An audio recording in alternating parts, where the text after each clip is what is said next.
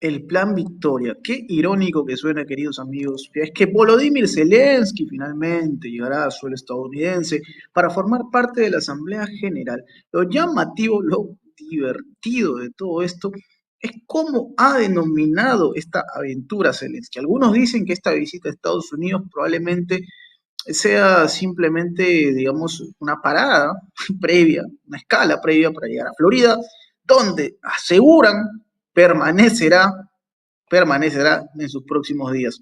Un Zelensky que tal vez abandone la presidencia una vez que esté en solo estadounidense. Se acerca la Asamblea General de la ONU, va a ser un momento histórico por muchas cosas que se van a contar, amigos, muchas cosas, entre ellas la participación de Zelensky, quien hasta hace algunos días se sentía confiadísimo, confiadísimo de la aprobación de Estados Unidos para el uso de misiles de largo alcance contra el territorio ruso. La decisión todavía se sigue debatiendo en Washington. La pregunta del millón es, ¿esta visita de Zelensky marcará un nuevo momento? ¿Será simplemente protocolo? Vamos a desarrollar este momento que se vive actualmente en el mundo, que implica, por supuesto, a países como Rusia, como Ucrania, como Estados Unidos, como Europa en general. Y hay que decirlo también, si es que las cosas se salen de control, podría tener un impacto en América Latina. Le doy la bienvenida a nuestro invitado de hoy, invitado de lujo, siempre lo digo, historiador y analista internacional, con quien conversaremos de este y otros asuntos que iré poniendo sobre la mesa, que vaya que van a generar mucho, pero mucha, mucha polémica. Bienvenido a Prensa Alternativa, querido Ariel Umpierres. ¿Qué tal, Enzo? Un placer saludarte como siempre. Sí, yo no sé si causa risa, enojo, decepción o muchísima tristeza la visita y los dichos de Zelensky, presidente de Ucrania, que en primer lugar hay que aclarar, él ya no es más presidente. Yo no sé, todo el mundo lo sigue llamando presidente, pero ese señor venció su mandato en el mes de mayo por decisión propia, decidió no llamar a elecciones y desde entonces él y la Duma de Ucrania también han cesado en sus funciones legales, constitucionales. Ahora, que el señor diga, yo soy un dictador y yo digo cuándo y cómo y en qué momento dejo mi cargo o hasta cuándo sigo, bueno, eso es otra historia. En realidad, formalmente es un dictador, es un hombre que, ya digo, ha usurpado el poder sin que nadie siquiera se lo pregunte. Él se reúne con todos los presidentes del mundo, todos le dicen presidente, presidente, pero no sé, la OEA, bueno, la OEA no corresponde, pero Naciones Unidas, la Unión Europea, que son tan celosas de la legalidad, por ejemplo, del presidente Maduro en Venezuela y las actas de Maduro y Venezuela, etcétera, a este señor que manifiestamente, evidentemente, ya no es más presidente desde hace 6 meses de su país, desde el mes de mayo, lo siguen llamando presidente y recibiendo como un presidente, sin que se haya aclarado. Por eso insisto, si el señor dice, "Mire, yo me planto en dictador y hago lo que quiero", algo como Pinochet allí en Chile en su momento, bueno, por lo menos está claro. Este señor no es presidente, ni él ni la Duma que le responde. En segundo lugar, se ha cansado de violar todos los preceptos de su propia constitución en cuanto a derechos humanos, lleva preso a cualquiera, ha desaparecido a todos los opositores políticos, los ha desaparecido a todos, tortura a quien sea, clausura a los partidos políticos, cierra los medios de prensa que le son un disgusto para él, y encima los miembros nazis de su ejército salen a cazar, porque hay que decir, salen a cazar de cacería de ciudadanos, hombres, para después llevarlos por la fuerza, enrolarlos en el ejército y mandarlos al frente de combate, cosa que los ciudadanos no quieren hacer porque esa guerra está perdida y encima van a ser masacrados. Por eso que han huido tantos ucranianos, muchos se han ido a Rusia misma. Otros se han ido fuera de Ucrania y otros pagan fortuna para salir del país de cualquier manera. Entonces, un violador serial de la Constitución. O sea que me llama la atención que allí Borrell, Ursula von der Leyen y todos esos burócratas europeos no estén preocupados por la legalidad de, ya digo, de Ucrania. Sí, en el caso de Venezuela, de Nicaragua, de Cuba, eso les preocupa mucho la legalidad. En todo caso, este hombre, y encima de todo, ha conducido a su país a la derrota y al fracaso más estruendoso de su historia. Ha provocado la muerte y discapacidad de por lo menos 1 millón de ciudadanos, de personas en Ucrania, cuando lo único que tenía que hacer era firmar un papel y decir quiero ser neutral, como lo ha sido Austria, lo ha sido Suiza, lo fue Finlandia, en fin, ser neutral, nada más que eso. Lo que de alguna manera dice México con la doctrina Estrada, somos neutrales. No, no hay nada indigno en ser neutral cuando tienes una potencia nuclear en tus fronteras. Mejor ser neutral que ser opositor. Ser opositor o ser desafiante termina en esto, que pierdas 1 millón de personas, de ciudadanos muertos. Y cuando uno dice 1 millón de personas, lo que hay que ponerle es alma y vida a eso. Ahí son jóvenes, son padres de familia, son hermanos, son hijos, son personas que han dejado de existir por el capricho de este señor Zelensky, que en realidad no es un capricho, él lo que hace es responder de rodillas a lo que los anglo-sionistas de Londres y de Washington le piden. Entonces, claro, tú dices ahora va a Estados Unidos y de ahí va a irse al estado de la Florida, Miami, no se sabe dónde. Lo que tú estás diciendo es que él se ha comprado, entre otras cosas, una maravillosa mansión, una vila allí al borde del mar, en esa región.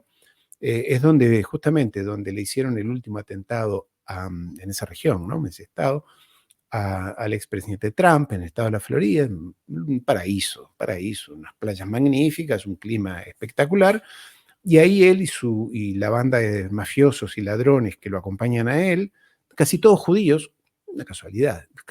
Él es judío y toda la banda que lo acompaña son todos judíos que le han robado el dinero al pueblo ucraniano y sobre todo de los fondos que Europa les mandó a lo largo de estos 2 años. Yo repito siempre lo que le escuché decir oficialmente a la televisión francesa en horario prime time, que se sabe que por lo menos, y esto hace como 1 año, había robado 400 millones de dólares. La televisión francesa no lo dice alguien de Corea del Norte o un amigo de Putin, lo dijo la televisión francesa, la oficial.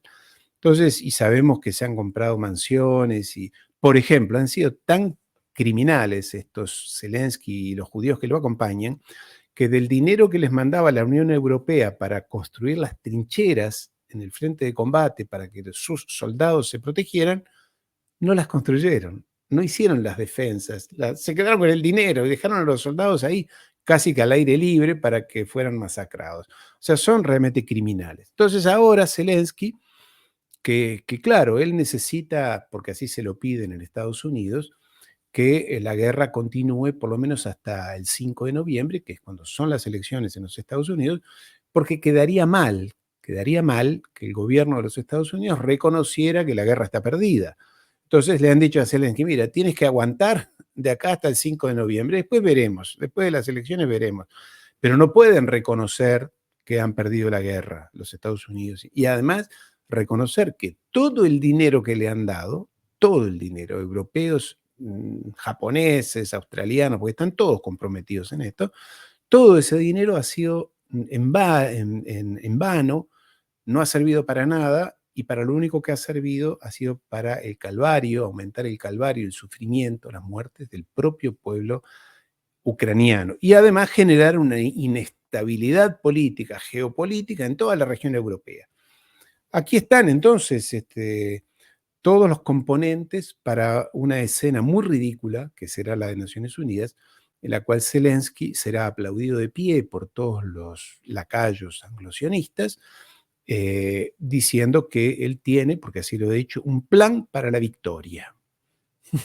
No sé, supongo que será la avenida donde vive, donde tiene su mansión, se llamará Victoria, un plan para huir a la victoria de mi mansión y salvar su vida, porque el resto, en lo que a la guerra se refiere, esa guerra está perdida, desde el inicio está perdida, y no ha sido rematada esa guerra porque los rusos no han querido. No han querido porque ese es territorio, la zona del Donbass, donde hay población prorrusa y donde hay infraestructuras que ya pertenecen a la Federación Rusa. Entonces a ellos no les interesa bombardear todo como está haciendo Israel en Gaza ahora, estos criminales en este genocidio, están haciendo un bombardeo masivo, indiscriminado, las 24 horas, todo, con todo tipo de armas. Eso lo podría haber hecho Rusia, ¿cómo no? Claro que sí, desde el primer momento. Es más, con Kiev lo podría haber hecho y desaparecer del mapa Kiev, como hizo Estados Unidos con Dresde en Alemania al fin de la Segunda Guerra Mundial, como hizo con Hiroshima y con Nagasaki. En fin, todos esos demócratas pacifistas occidentales ya han dado prueba de lo que se puede hacer, pero los rusos no lo han hecho. Entonces, ahora vaya Zelensky a decir que tiene un plan de paz, en realidad lo que va es a pedirle que les den la autorización para usar los misiles de largo alcance que penetren en territorio ruso para hacer daño dentro de Rusia, y con eso, si Dios quiere, dicen ellos, si el Dios de ellos quiere, entonces Rusia se enoja, empieza una guerra y ahí Estados Unidos tiene que entrar en la guerra y tenemos el cóctel perfecto. Rusos y norteamericanos en guerra y Zelensky se salva.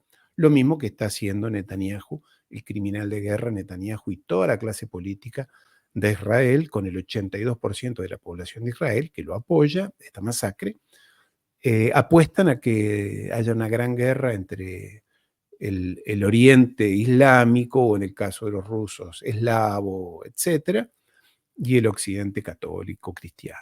En eso estamos, querido Enzo. Es caótico lo que se viene. Y claramente, y comparto cuando hablas de la no legitimidad o ilegitimidad de Zelensky, y querido Ariel, sobre este momento que se vive en Ucrania, porque con todo y esto y estos elementos han aparecido voces críticas. El otro día yo leía, por ejemplo, en una nota del medio Sargrad, que es un medio evidentemente ruso, pero que reflejaba la postura de una diputada que no es precisamente opositora al bando de Zelensky, no es precisamente opositora al bando de Zelensky, pero que había hablado sobre el fracaso que es ya a estas alturas esta derrota para Ucrania, y hablaba, entre otras cosas, sobre cómo es que hasta los generales, los altos mandos, han caído en este intento de asalto en Kursk. Es una situación difícil la que se vive en Ucrania, gente que se está muriendo de hambre. De hecho, se cree que muchas de las tropas que son enviadas a combatir, por ejemplo, la que han enviado a Ugledar para poder sostener lo más que se pueda al ejército ruso, pues, están básicamente muriendo de inanición, ¿no? No hay alimentos, los han enviado sin reservas, sin municiones, básicamente solo para ser receptores de la artillería rusa, que el desgaste en el armamento ruso se refleje en las pérdidas humanas. Pero aparentemente, Ariel, viendo esta situación, me hace pensar que ya se empieza a cocinar en Ucrania una voz que se pueda levantar, ¿no? Porque desde luego sabemos que sí, Volodymyr Zelensky responde a los intereses de Occidente, pero la pregunta es, ¿no será que ya se acerca un verdadero levantamiento, un motín en una Ucrania que ya se sintió gastadísima de toda esta realidad, de este contexto? ¿Tú contemplas que un panorama como este se pueda dar en el cual no sé si la propia ciudadanía como tal o gente dentro del gobierno ucraniano terminen ya generando una especie de motín? Mira, no sé si ese es el término. Desde hace tiempo se viene hablando, hay indicios de una situación de... En realidad lo que está ocurriendo en Ucrania es que las ratas están abandonando el barco y en que está... El Titanic ya rozó el iceberg, ¿sabes? Y el agua está ingresando. Entonces, si bien es cierto que la orquesta sigue tocando allí en el muelle o en la cubierta, la música sigue, pero cada uno está tratando de encontrar alguna balsa con la cual salvarse. Las balsas son el dinero, se están llevando el dinero, comprando villas, mansiones, cuentas bancarias, paraísos fiscales, etcétera. Y Zelensky está todavía allí dando imagen de que está bajo control. No hay control de nada, no hay plan de guerra, no hay plan de respuesta. Lo de Kursk ha sido un fracaso absoluto, porque la información que ahora tenemos es que efectivamente los rusos lo dejaron entrar, ya tenían la información, los dejaron entrar, les tendieron una trampa, una emboscada, por así decirlo, y esto da lugar a que ya todas las opiniones dentro del gobierno, de ese mal gobierno, mal llamado gobierno ucraniano, sean de que la guerra está perdida. Se habló allí de que mandos militares, no hace falta nombrarlos a unos o a otros porque da para cualquier cosa, pero que había diferencias con Zelensky. Eh, ¿Qué pasará? No lo sabemos. En todo caso, los rusos apuestan al desgaste, al desgaste, al desgaste, y desgaste quiere decir muerte de militares y de soldados y de algunos civiles, sin dudas, dentro de Ucrania. A mí lo que me sigue llamando la atención es que yo había notado hace un par de semanas, y creo que contigo lo comentamos, que ya en Europa se escuchaban algunos mensajes sobre todo de altas esferas de la Unión Europea, de paz, negociación, paz, y ahora han vuelto de vuelta otra vez. Jack Sullivan la semana pasada se reunió con el primer ministro británico, Keir Starmer, quien fue allí a decirle que le diera permiso para usar los misiles dentro del territorio ucraniano. Les dijeron que no. Biden, ¿te acuerdas? El viernes pasado, no el anterior. Lo que me dicen allí en Washington, pero esto tomémoslo con cuidado, es que en realidad los que le advirtieron sobre todo a Jack Sullivan fueron los chinos. Jack Sullivan, te recuerdas, hace un par de semanas fue a China, se entrevistó inclusive con Xi Jinping y con Wang Yi, con todo el cuadro superior del Politburo, y el mensaje, me lo dicen en Washington, que le dieron es, eh, con Rusia no, con Rusia no. Y esto fue aparentemente lo que de alguna manera puso en stand-by, no es que canceló, pero puso en stand-by esa autorización que Washington le iba a dar a Zelensky para tirar los misiles, que ya cuando Steinmeier fue el primer ministro británico, fue a Washington el otro viernes, fue con la certeza de que le iban a decir que sí, y se fue con un no. Y este cambio fue en que aparentemente, cuando Jack Sullivan estuvo en China, le dejaron entender o le dijeron directamente que con Rusia no, que hasta ahí y hasta ahí estaba, pero eso es misiles de largo alcance y que de alguna manera, no lo sé, el gobierno de los Estados Unidos tomó nota de la firmeza del gobierno chino en su apoyo a Rusia, que siempre estuvo, por más que digan que iban allí porque hay conflictos entre Rusia y China, eso son pavadas, pero en este caso parece que fue muy categórica la posición china. Entonces, habrá que ver. Lo que sí está apostando Zelensky y todos estos neoconservadores ultrafanáticos de Israel, es a una escalada de la guerra, a lo cual se opone, por lo que también me dicen en Washington, o tiene reticencias el propio Pentágono y algunas de las oficinas, de los cuadros importantes dentro de la CIA, que están desaconsejando firmemente una escalada mayor contra Rusia. Puede ser verdad, puede ser mentira, no lo sé, o parcial. En todo caso, llamó la atención. Yo recuerdo ese viernes de la semana pasada, todos dormimos con la intranquilidad pensando que les iban a decir que sí, y a partir de ese día, si efectivamente había un desencadenamiento de ataques misilísticos contra territorio ruso, la respuesta rusa iba a venir. ¿Cuál sería? No lo sabemos. Quizás sea la respuesta, una parte de la respuesta haya sido ese misil de largo alcance que tuvo que Yemen, los milicianos de Ansar Allah de Yemen arrojaron sobre Tel Aviv. Un misil que no era hipersónico, como algunos dijimos, yo dije eso, pero en realidad es que adquirió velocidad, pero no era la característica. Lo cierto es que cruzó todo el Mar Rojo y llegó hasta allí, cruzó todas las defensas norteamericanas, francesas, saudíes, jordanas, británicas, y sin embargo llegó el misil. O sea que la famosa escudo de hierro parece que no es ni de tan escudo ni tan de hierro. En todo caso, fue un misil de características muy especiales. Dicen que no era ruso, como también yo creí, sino que sería iraní. Pero bueno, allí están las cosas.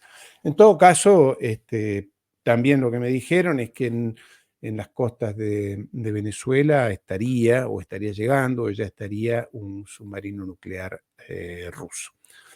En fin, aquí estamos, querido Enzo. Qué dato tan revelador e impactante. Y yo me pongo a pensar en un escenario como este, Ariel, ahora que planteas sobre las decisiones, este juego, ¿no? Este equilibrio que intenta aplicar Occidente con Estados Unidos a la cabeza sobre cuándo, en qué momento dar el golpe, que creo yo, ese es la gran disyuntiva, ¿no? Porque da la sensación de que va a llegar el golpe. La pregunta es cuándo. Yo me pongo a pensar, por ejemplo, en lo que dijo el otro día, entre otras cosas, esta persona, una persona con mucho peso, digamos, en Rusia, estamos hablando de Dmitry Peskov, que hablaba sobre cuál es la posición en la que se encuentra ahora mismo Jens Stoltenberg, que, recordemos, está de salida, pero sigue siendo secretario general de la OTAN. Lo que Peskov decía era que, claro, ahora mismo Stoltenberg juega con la posibilidad de apoyar el uso de armas contra Rusia porque está a poco de dejar el cargo. Y yo me pongo a pensar también quién está en esa misma situación. ¿No son acaso los demócratas? Porque, a ver, claramente, si es que Trump gana la presidencia, no quiere decir que al día siguiente de los comicios empezará a ejercer. Es evidente, no va a pasar. Pero la declaración de Peskov me hace pensar, diablos, si es que Trump gana la presidencia y en teoría empieza a ejercer en 2025, ¿de qué son capaces los demócratas en ese intervalo? Porque Peskov dice, si el señor Stoltenberg sabe que dejará el cargo y empieza ahora mismo a apoyar lo que podría generar un efecto reversible, ¿no estará pasando lo mismo con los demócratas? ¿No es que acaso al cierre de las elecciones y una vez consumada la victoria de Trump, no empezarán a agilizar estos personajes motores para poder llevar el conflicto a un lado irreconciliable? Por más que Trump empiece a ejercer en 2025, ¿cabe esto como una posibilidad? Sin duda, los demócratas no van a aceptar de aquí a noviembre que la guerra está perdida, que Netanyahu es un gángster asesino, él y toda la clase política, más el 82% de la población de Israel que apoya esta masacre.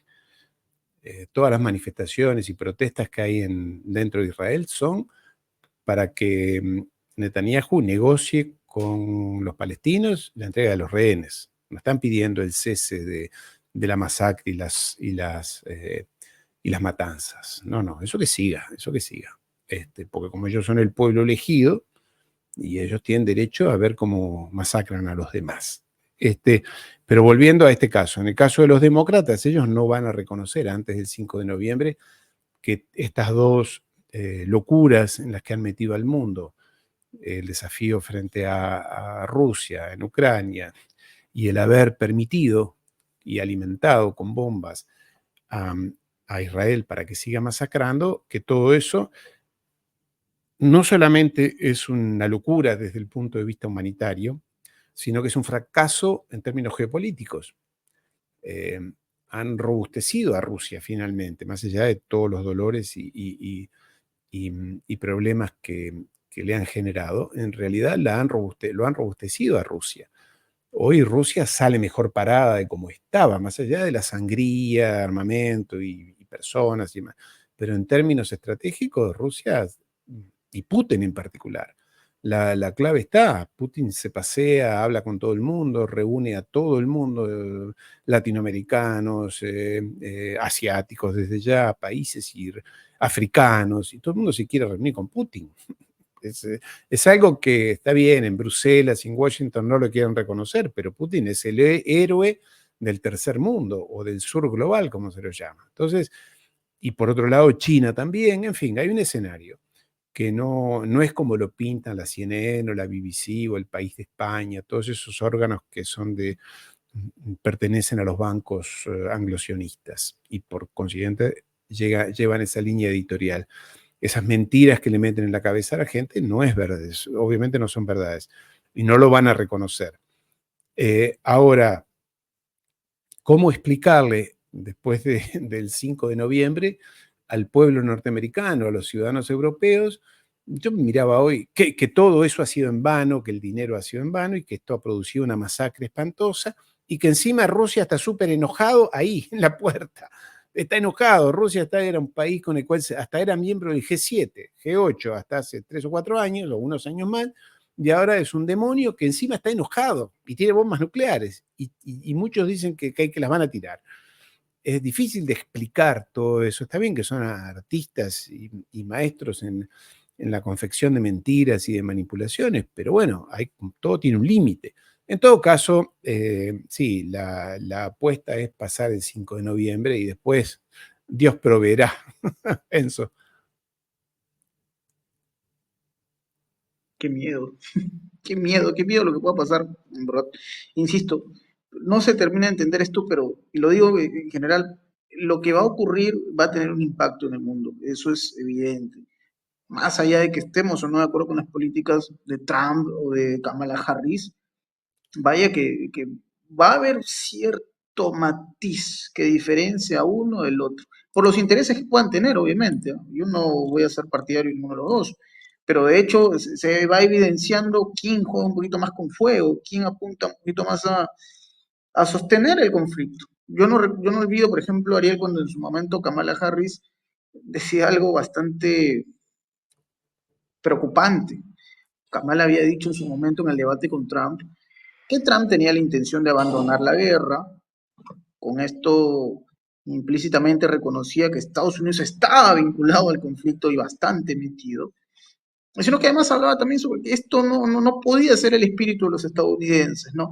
No puede ser el espíritu de los Estados Unidos abandonar a Ucrania, dijo Kamala Harris. Kamala Harris lo que dijo puntualmente en todo caso es que va a seguir el conflicto y van a poner toda la carne en el asador. O sea, la situación puede llegar a un momento bastante complejo, más aún con el escenario que nos plantea Kamala Harris, quien, dicho sea de paso, Ariel, tú lo debes saber también, sigue siendo la favorita de la encuestocracia.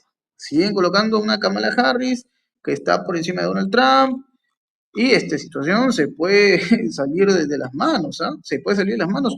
Yo no sé hasta qué punto el ciudadano estadounidense se sienta respaldado por esta candidatura, ¿no? Bueno, ¿quién soy yo para saberlo? Yo no estoy ahí, pero vaya que puede darse un escenario mil veces peor que el que ocurrió en el 2021, ¿no? O sea, yo me pongo a pensar en eso también, la reacción que se pueda desatar si es que en Estados Unidos un sector importante de la ciudadanía, lo digo por el número, se siente robado, ¿no? O sea, yo lo llevo por ese lado, Ari.